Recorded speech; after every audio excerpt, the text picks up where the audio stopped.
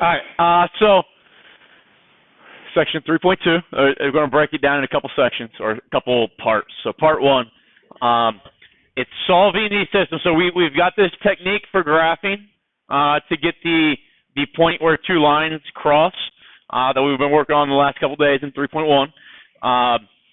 Now we're going to find the same solution, but without graphing. We're just going to do it algebraically. Okay. And this technique is the first technique I want to teach is called substitution, which we've substituted before. It's just replacing an expression, and it's usually an individual variable with a coefficient of 1, but does not have to be that, with what it is equal to, an expression that it is equal to. Okay.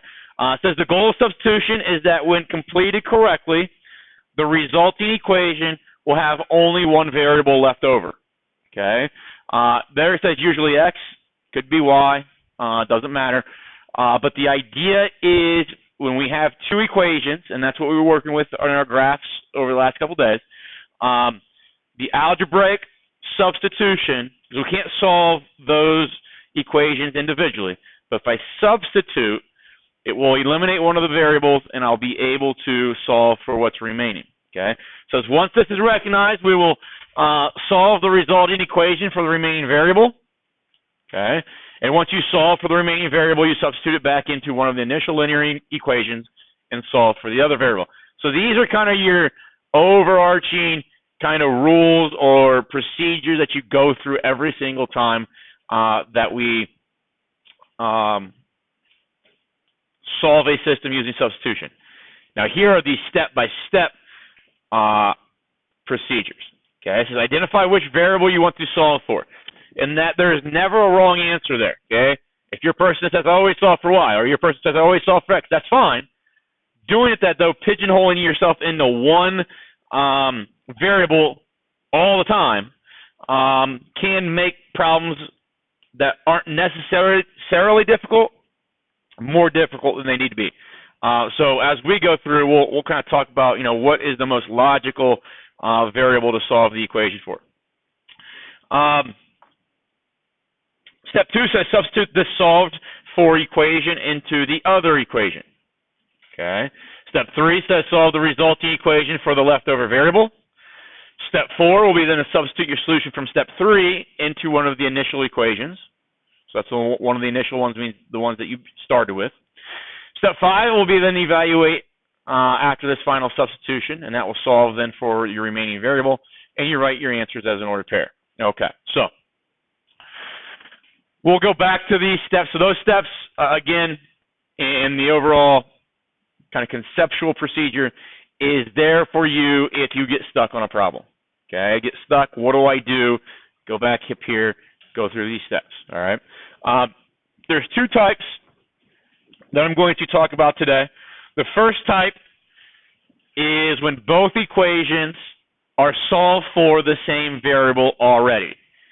And it's usually they're solved for y. Basically it says that your equations are both in y equals mx plus b form. Okay?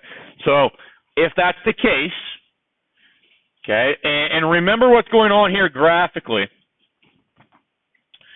We are trying to figure out, you don't need to draw this or write this, but we're trying to figure out if I've got two lines. So let's say we've got this blue one here, which would look, maybe something like that.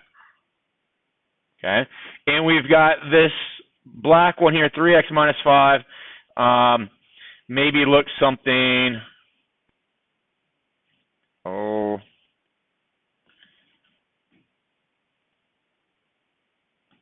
like that.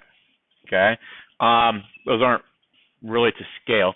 But if they intersect right there, that means for whatever x value that is, whatever on the x-axis we are, their y values are identical. Does that make sense? Where they intersect, whatever the x value is, their y values are identical.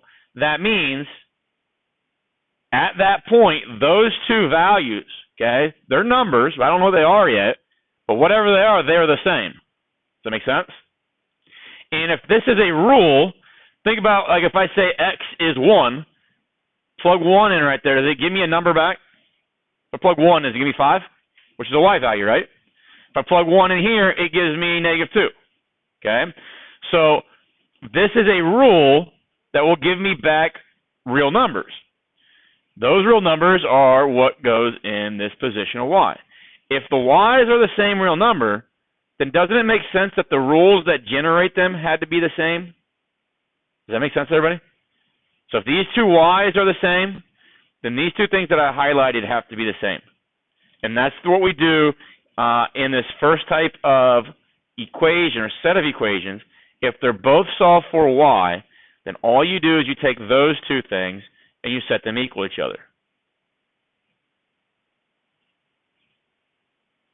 Because of where these lines intersect, if the y values where they intersect are the same, then the rules or the algebraic expression that generates those y values have to be the same as well. Does that make sense to everybody? Okay. So, does that give me now an equation that has one variable in it?